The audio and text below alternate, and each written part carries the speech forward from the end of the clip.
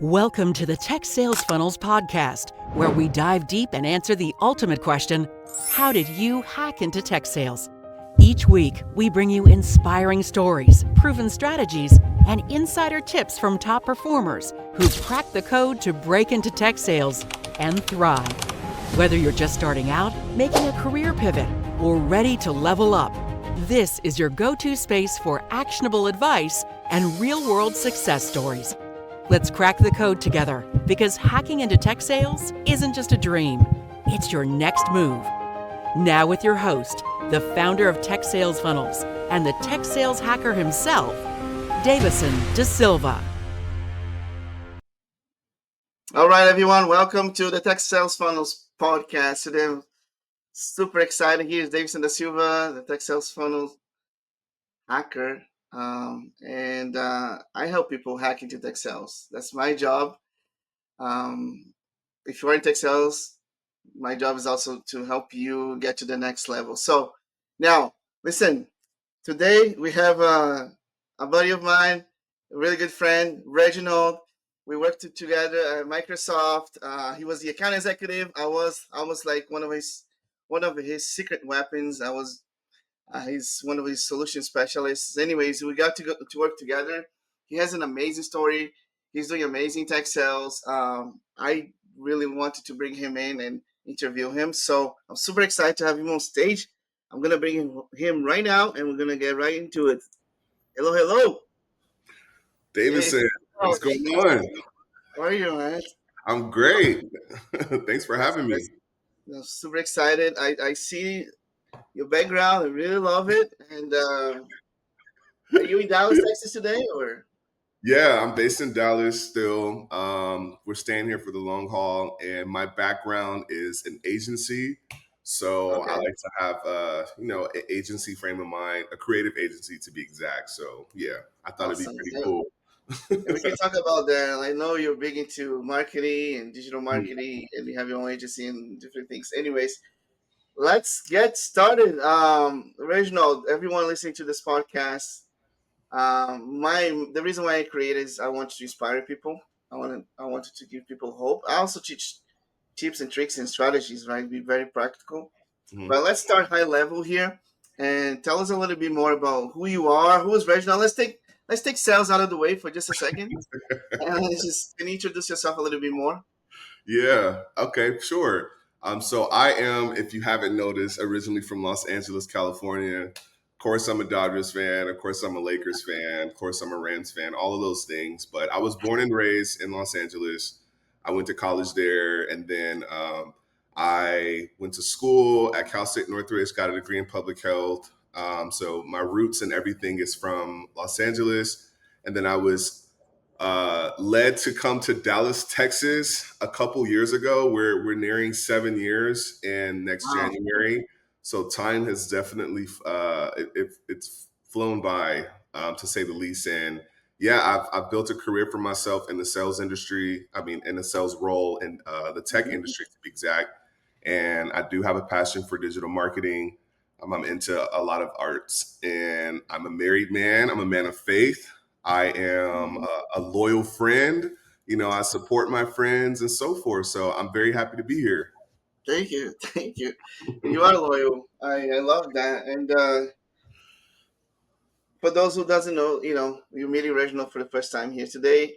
He's what you're looking. He's what you can see, and he's very transparent, very honest, very humble guy. I love getting to Thank know him. Yeah, and I'm super excited to hear your story. So, tell us a little bit more about how this whole tech sales started. Like, because a lot of people kind of fall into it now these days. Some people are actually planning you. college and getting into tech sales. But how did you start? Like, tell us a little bit about the story. Take your time. Sure. So I initially got a degree in public health from Cal State University Northridge. I was set to be a health educator working in LA, and then I knew I would have to get my master's and get a doctorate and everything. At the time, this was about 2016, 2017 when I graduated, I was making roughly around $2,000 a month living in LA. And I had to No. choose between having a car or having an apartment because I cannot have both. And I wasn't trying to have roommates. And like, I feel like I was growing up, I was in my early 20s and it was time to become independent and be stable. So I started to figure out like, what am I going to do? Like, I can't continue on this path. So one of my fraternity brothers, Grant Stevenson, shout out to him, Hmm. he actually encouraged me to consider tech and specifically cybersecurity. I've never heard of cybersecurity. I was not checking for tech, did not consider that as a path. I was like, I'm going to stay in LA. It's entertainment. It's all the things I'm into. This is my degree, blah, blah, blah. But I decided to listen to him. You know, he's like a big brother to me, a mentor. And I decided to listen to him. I moved to the Bay Area, Silicon Valley, the beginning of 2018, no experience. I locked in a career, a job at Checkpoint Software, the company that created the first firewall. It's an Israeli company. They treated me with so much love and welcomed me in. I'm like, I'm just this 24, 25-year-old guy who doesn't even know what he's doing, but you guys are willing to give me a shot. Like, let's go. So I jumped in head first. I was super excited to work in the field and learn as much as I could. And I realized at that moment, I said, this could change my life. Working in this industry, being able to travel for work. I went to Israel like 2 weeks in roll for 2 weeks. And we went to the headquarters out there and it clicked. Like, if I stick with this, I believe I'll have a very rewarding career. Not only will I be able to afford to, pay my bills and take care of myself, I'll be able to do a lot for my family. I'll be able to travel the world, and I'll just have a life that's very self-sufficient and independent. So I stuck it out, and since then it's been a journey. So I'm pleased to stay where I'm at, to say the least. Hmm. I love it. So basically, like a paradigm shift, right? Like Totally. you had no idea that that role existed, Yep. and then all of a sudden you're like, oh my gosh, this can be it. Literally. How many years now? How many years have you been in tech sales? It's been 7 years. It's 7 years. been 7 years. Seven's a number of completion and perfection. So I would say that rings true. 7 years of working in big tech, some of the largest tech firms in the world, and just constantly reinventing and developing myself. So we're year 7 Mm, right I love that. now. Yeah. So if you're listening to this, if you get into tech sales or if you are in tech sales, right, trying to ramp up, it's a constant change, right? And people talk about change, in the industry. Find an industry that goes through change. That's tech sales. Um, let's talk about that change, right? So you have been in different organizations, different companies. Um, I have your LinkedIn open here right now. So Okay. let me ask you a question. Yeah, I did some research here, but I can't memorize everything. That's Now, okay. inside sales, you like, let's say quote unquote entry level. Then you moved up all the way to AT&T. I mean, who doesn't know AT&T, right? How did you hack into AT&T? How did you get that job? Yeah. So one thing that I've really, really appreciated about my personality, sometimes that I didn't even realize was important, was the power of just being kind and genuine to get to know people around me.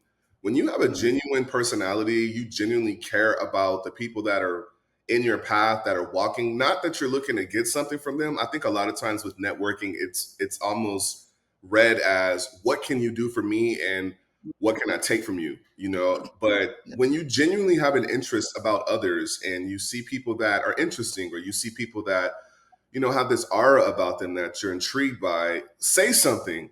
And that's exactly what I did. I said something to Soretta Jones, one of my mentors. Shout out to her. She worked at Checkpoint with me. We used to have an open kitchen for snacks. We used to run into each other every morning. I just started talking to her. I was like, hey, I'm Reginald. Who are you? Nice to see you. Oh, it's nice to see you again. Like every day I'm just running into her getting coffee. And she told me about the program at AT&T. And T.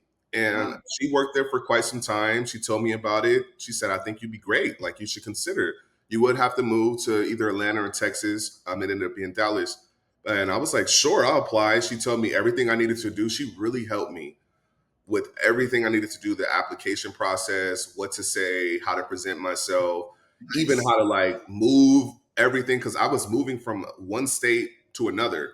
So that was a big move. She was guiding me along the process, and I was genuinely thankful. Like, thank you so much. You don't even know me, like, to help me this much, but she was willing to just kind of guide me at that time. And I took it. I listened to everything she told me to do.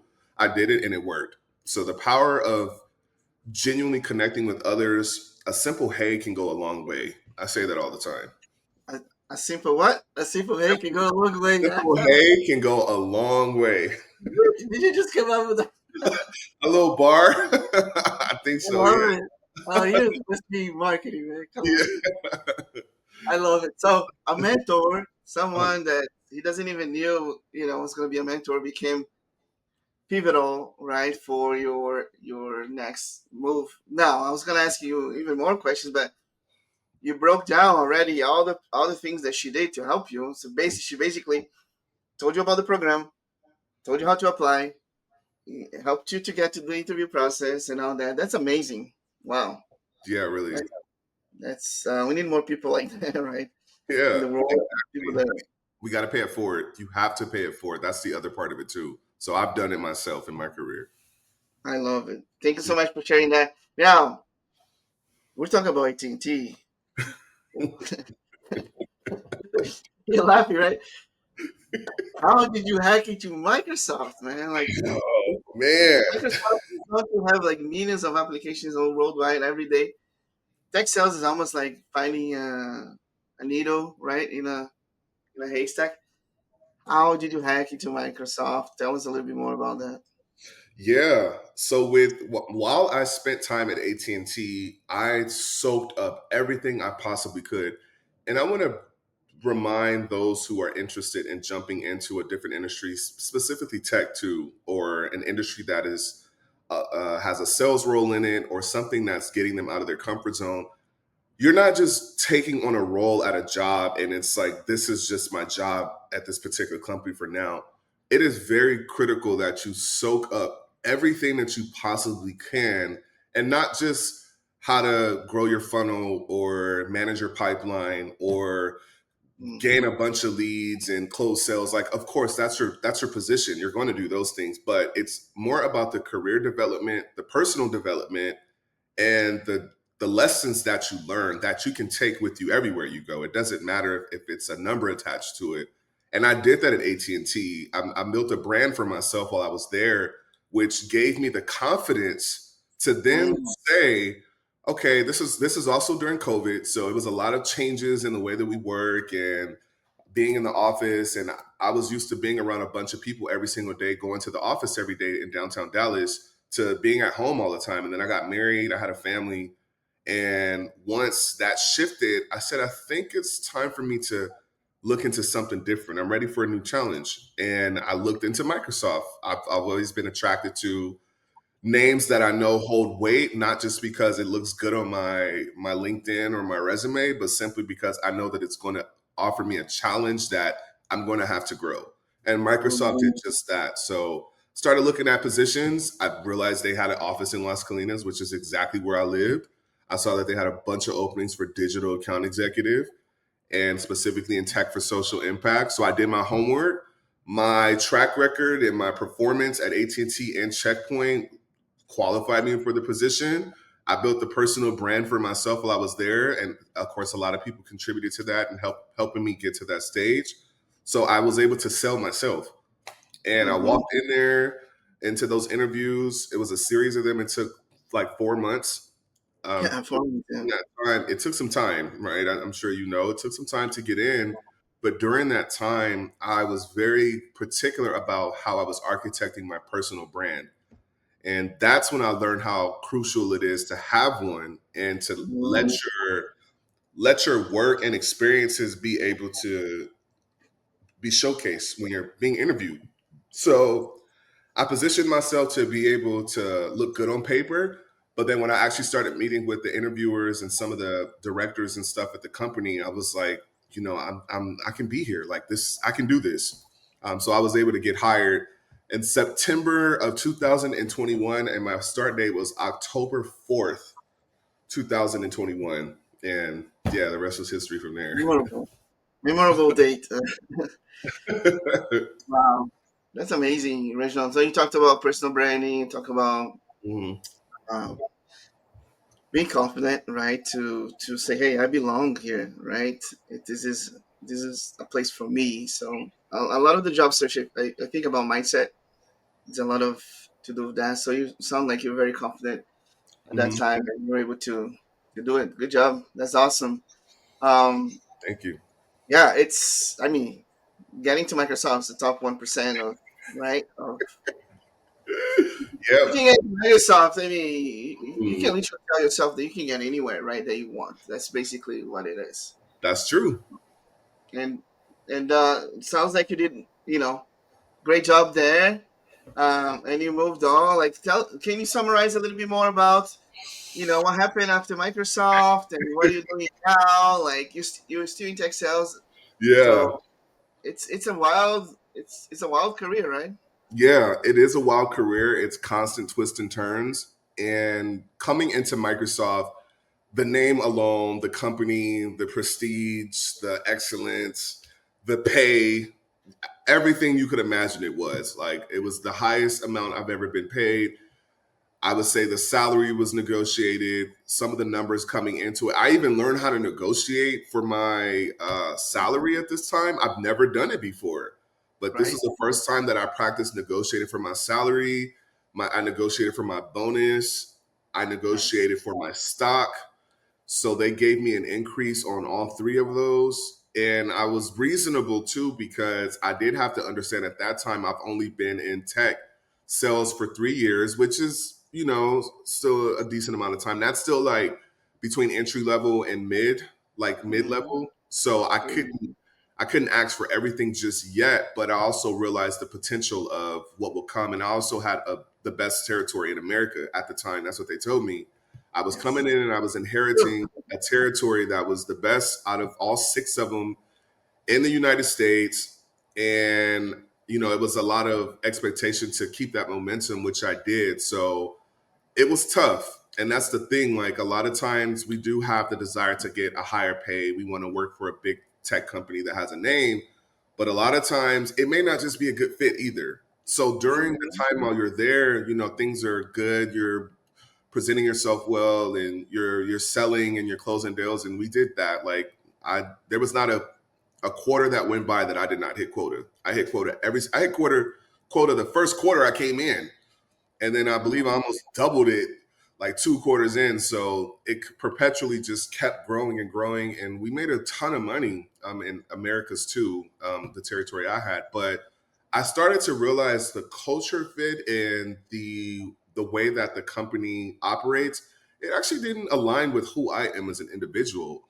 Mhm. Before I was just so happy to get a job that I didn't care about a culture fit. I didn't care about how a company operated. I just wanted to be there because, my gosh, I'm working in tech. Like this is my dream at this point. Like I want to do this. But as we came out of COVID and as I started to approach 30 years old, some of these things that didn't matter to me in my early 20s when I started were very Mhm. critical for me. And me being, I'm a man of faith. So I believe in, things aligning how they're supposed to and things being, like architected or created by through God's will. So I started to feel a little uneasy because I'm at Microsoft. Like, where else will I go? But at the same Mhm. time, I'm realizing that there's a disconnect for me and my team and like why I'm here. So it started to get a little uneasy, and I wasn't sure what the outcome was going to be, but I wasn't willing to leave. So I ended up getting let go, like 2000 January 21st, if I'm not mistaken, 2023. And I was completely shocked. I was like, what? How? My numbers are there. My performance is there. Like my collaboration, Dayvisson, you were on my team. Like we met, we talked, we strategized, we took customer meetings, we did Wow. everything. So, but that cultural fit kind of caught up to me before I dealt with it. And this is no back talk or no issues with the company. Like Microsoft is Mhm. Microsoft. It's been there before I was even born. I just knew for me it did not work anymore. So when I got let go, I did not get let go without retaining revenue. I left with I left with a ton of money. I can't deny that. I left with a ton of money. My quota was about my payout for my quota was coming like a week later. That was a 5-figure amount. And then, of course, my stock and my 401k was nice. So I wasn't leaving with nothing. But my pride, my dignity, and my respect for myself was questioned. I questioned those things because how could I, Reginald, who has had a successful career, how could I get let go? I don't get let go from companies like this. Like I'm resilient. I survive. I figure it out. Like how could I get let go, especially during the time when everyone's getting laid off? So that led me to a very interesting point. I was turning 31 that year, and I was just like, what am I going to do now? Like I have no clue. So what did I end up doing? I gave myself about 2 to 3 months, just allow myself to feel how I felt, go through all the motions and everything. Of course, talk to my wife about it. She was supportive, and we just managed it. Like of course, bills and everything was paid. Thank God, we didn't have any um, huge blow to the financial aspect of our lives. And then I would say right around March, I started to apply and get back out there. And I was very aggressive with my search, which led me to New Relic. So New Relic is a great company also. I worked there for 2 months, went out of town to their headquarters in San Francisco, had an amazing cohort, amazing leaders, management, leadership, C-suite, and then we got let go 2 months in. We all got laid off. And I was like, oh, it was like another blow. I was like, oh, a blow.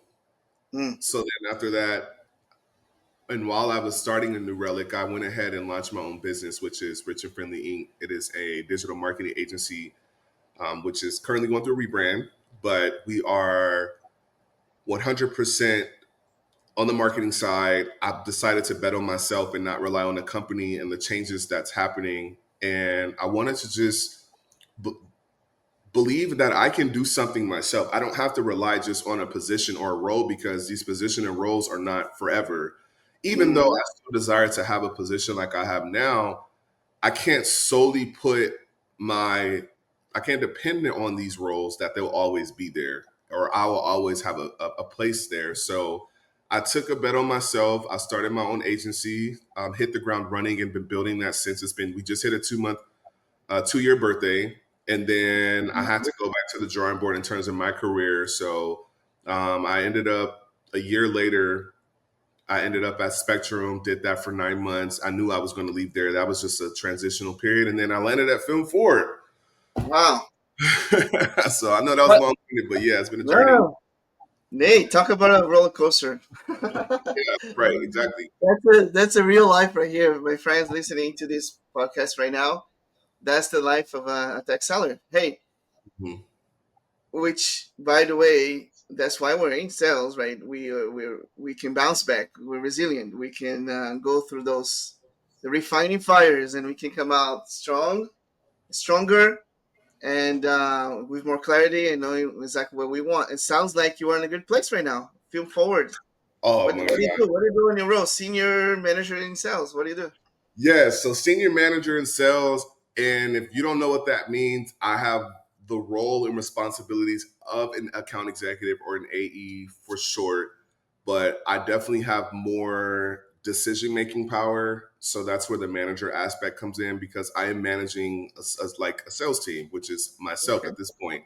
I am the sales team at Film Forward. Our company is a startup. It's relatively small. I work very directly and closely to the CEO, Emily Best. She is phenomenal, one of the best managers I've ever had. Totally trusts me and believes that I can execute and deliver, empowers me, invests in me, and ensures that I can get the job done, make sure that any roadblocks, any barriers are out of the way. And she built this company from an idea that she had. So we have Seed and Spark and we have Film Forward. Seed and Spark is a creator platform for independent filmmakers. These are world-class films that compete in, some of them have been Oscar nominated. They are and part of Sundance festivals and so forth. So what we do at Film Forward, we curate those films through one of our deliverers on the Film Forward side, and we create curriculums. These curriculums are for replacing traditional corporate trainings with short story driven films. So our content is designed to spark conversation, drive real behavioral change in areas like leadership, belonging, performance. And what makes us different is our data engine. It turns engagement into insights that help companies build stronger, more human workplaces. So when you have storytelling, filmmaking, and facilitated led groups in a corporate setting that actually encourages people to leverage their soft skills, leverage their emotional intelligence, bring those to the forefront, and it's led by your senior leadership in your company, this Wow, is what's going to change the much culture needed. of an organization, you I know? love it. Much needed, especially when there's so much training, right, to be done. Right, And as a tech sellers, we dread sometimes because we have so much to do and right, gotta do right. this thing. I can see film forward being like game changer. It is. It is. Check us out. We're on LinkedIn. Yeah, it is a game changer. It's I'm not even like I'm 100% serious here. Like this is awesome. Yeah, we have no competitors. Honestly, we have no true competitors. It's never been done Wow, before. And it's not even about that. It's just we genuinely care about the cultures and places that people work. You take care of your people will take care of you. And if you don't take care mm, of your people, then we've seen companies and how those turn out. A lot of talent gets lost. So yeah, wow, shout out to Finn Ford. wow! I love man. You see, I told you guys the amazing story here. Reginald can go on and on. Like we are Mhm. almost like 30 minutes in. Um, wow. So there's so many angles we can take this conversation. First, not because you are in a top tech organization that first doesn't mean that you're gonna be, safe or the culture. People talk about culture. Culture that has so many layers. It can be the Right. work, the company culture, the manager culture, the team's culture. There's so many layers, right? So sometimes there's no fit, and there's nothing to do with you or your ability to work or to perform. But Exactly. wow, what a great story! I we're everyone. I'm just going over here. We're talking about TechPoint, AT&T, Microsoft, New Relic, opening his own agency, and now kind of like being like almost in a perfect spot of creativity and sales and marketing, and that's awesome, man. I'm so happy for you. Thank you. Thank you. Thank you. Thank you. I really appreciate that. And I appreciate even being here to talk about it. I love the fact that so many people have the interest of getting into tech. There's so many positions that are being opened. Obviously, a lot of them are AI related, which we should not be afraid of those things. We should actually learn and have those skills to make sure that we're qualified to receive those positions because there's hundreds of thousands of roles that are being opened and created for people who have the desire to be in tech, and we should not run away from AI or anything that seems out of our league. We should learn those skills. Mm, Working in tech will change your life. Davidson can attest to mm, that. It will. It will change your life. yeah. That's exactly why I do what I do, man. It changed my life. Now I'm helping other people Right? transition, help other people move up. It really did. Now that you mentioned about AI, I don't want to dive into AI too deep because we don't have a lot of time. But Mhm. outside of learning AI and being, up to speed on that technology, what other suggestions and recommendations you give for people who are trying to hack in tech sales or who are trying to survive in tech sales or trying to better up their careers in tech sales? Yeah. So for the folks who are trying to get into tech, a lot of times I hear people saying, well, I don't know if I'll be good in sales or because I'm speaking from a sales perspective. So Mhm. sales is the front lines of every organization because we're the revenue drivers and we're for the most part we're keeping the lights on. Of course, partnerships and sponsor all those other things, but sales is the front lines. A lot of people I've heard say, I'm an introvert, I'm not good at sales. Actually, introverts, from what I recently found out, can perform better than extroverts at sales. The reason being because introverts pay more attention to detail and they Mm, a lot of times will take the amount of time that they need to prepare, research and study and then be able to analyze so then that makes their selling tactics even stronger. Extroverts oftentimes get pulled into the let me appease and connect with the person first without having done the proper work. I'm not saying mm, extroverts are not capable of doing that, but that's kind of standard what the approach that extroverts takes compared to introverts. So for those who are considering tech sales, do not think that what skills you have or because you think sales looks one way that you're not qualified for it. You will actually be very surprised. There's all different types of personalities that are in sales that thrive. There's people who are much more reserved and quiet and not really social that can outperform me and have outperformed me. I've worked with these people and they're brilliant, you know, and then but we all have skills that can be used for the greater good. And for those who are looking to up their career, I would say the biggest thing is you have to believe and know that you are valuable enough and worthy enough that you can be in these companies too. It doesn't matter what you look like. It doesn't matter where you come from. You can get into these rooms. You can get these jobs too. Doesn't matter what your name is. For those who are from different countries whose names aren't American names and so forth. I mean, you may or may not already know, like, embrace yourself, be yourself, and know that you will find the role or the people who, there are people who are looking for a person like you. So don't run away from your authenticity and always keep your brand true to you. Don't fabricate or change or shift who you are, even working in a company where you don't feel like you're celebrated or welcome. Don't change who you are to try and people please and appeal to other people. You have to maintain your true, authentic core self in every role that you're in, even if it means people don't like you and they're going up against you. And then we're talking about jobs.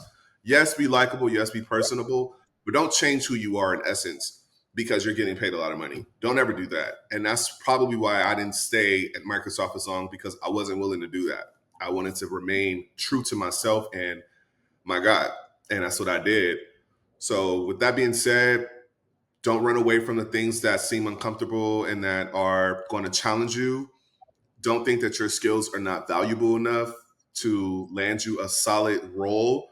And always make sure that you genuinely are taking interest in other people and connecting, because a simple hey can take you a long way. Mm. Another, you just dropped another one. My job. Wow, that's amazing, Reginald. And I'm glad you mentioned about authenticity because I read a quote the other day. I thought it was really powerful. It's like corporations are trying to be more human, and humans are trying to be more corporate, and that's like right. So you gotta remain to who you are, and you don't have to become a corporate, right? You're not a business. You're a person, and you're at the end of the day, it's who you are, and you have to remain true to that. I love it. Exactly. You are a truly representation of that. I'm glad you spoke about that because you are the best, one of the best examples that I've seen Thank you. about that. Yeah, As you are too. right. Let's just jump in and have this conversation, and that's what we did. So I appreciate you, Reginald, for the time. Um, I'm not worried at all about what you're gonna do in the future because your future is bright and in tech Thank you. sales and in marketing. I thanks so much for joining today. Absolutely. Everyone listening today is go back and listen to the career, a roller coaster career in tech sales, and then how everything happens for a reason, right? Absolutely. And Thank you for having me. I thank appreciate you, it. Reginald. That's it. Thank you so much, everyone. Thank you for listening today. Perfect. Thanks for tuning in to the Tech Sales Funnels podcast, where we crack the code and uncover the strategies to break into tech sales. If you found value in today's episode, don't forget to subscribe, leave a review, and share it with someone who's ready to hack their way into this exciting career. Remember, hacking into tech sales isn't just a goal, it's a mission. Let's keep hacking, learning, and winning together. Catch you next time.